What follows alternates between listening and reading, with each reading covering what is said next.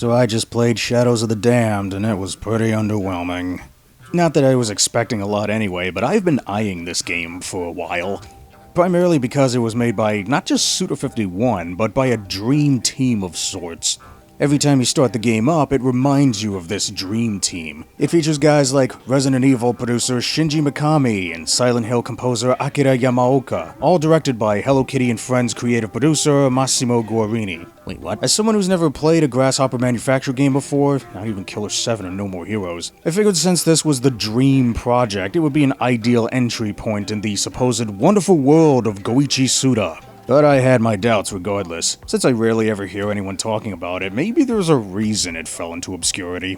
Up until Travis Strikes Again reminded us of its existence for a brief moment, but that's a story for another time. So, Shadows of the Damned is an over-the-shoulder third-person shooter where Mexican demon hunter Garcia Hotspur is traveling to hell to rescue his girlfriend Paula from dying over and over at the hands of Demon Lord Fleming. Hotspur is accompanied by former demon Johnson, who can transform into things, I guess. It's not really clear what his transformation limits are. First he's a gun, then he's a floating skull, then he's a torch, now he's a motorcycle? Jeez, what's next? A bottle of Viagra? Oh my god, oh my god, oh my god, oh my god, Shawik!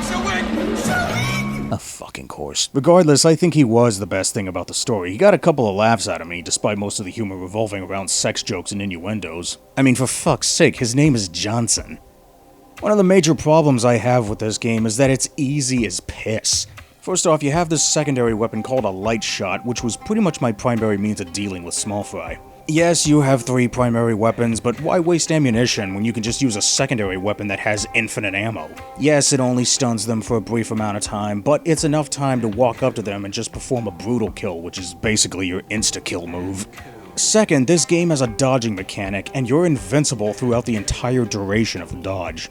No startup or recovery frames, no penalization for using it too much, no point in doing much else really. Not to mention this game's idea of challenge revolves primarily around this mechanic. There are plenty of times where it seems like the only way to avoid certain attacks is by triggering a temporary invincibility move that you can abuse to your heart's content.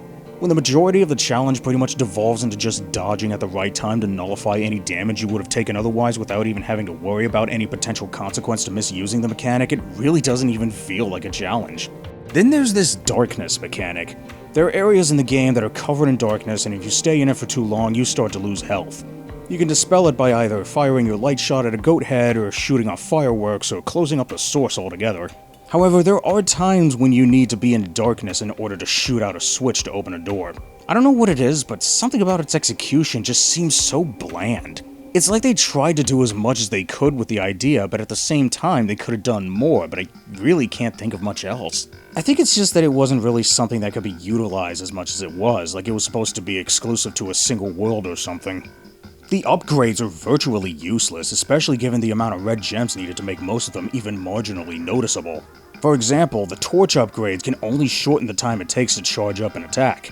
And the amount of red gems that it takes to upgrade to make it even somewhat useful is just ridiculous. At the base stat, it takes 2.5 seconds to charge. At max upgrade, it takes 0.5 seconds to charge. At 10 red gems to upgrade with, it takes 0.2 seconds off of the charge time per upgrade. That is just pitiful. And given how useless the attack is anyway, and how using the light shot is faster and more efficient, it's just not worth it. The only upgrade that's even close to being worthwhile is the damage output for individual guns, with the light shot's firing rate being a close second. There are also a handful of places where you can grind for white gems to purchase red gems with.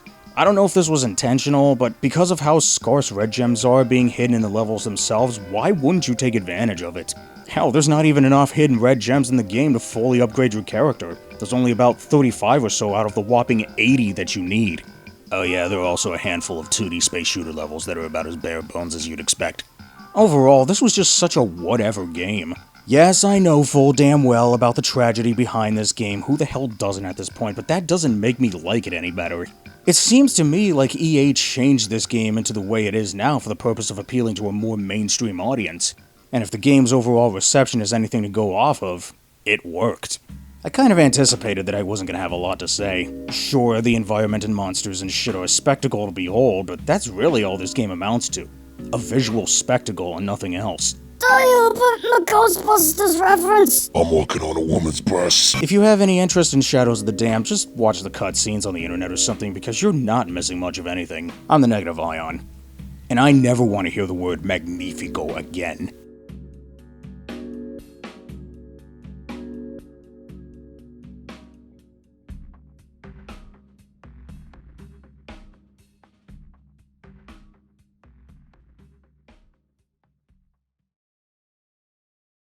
Oh yeah, and the difficulty achievements don't stack. Why?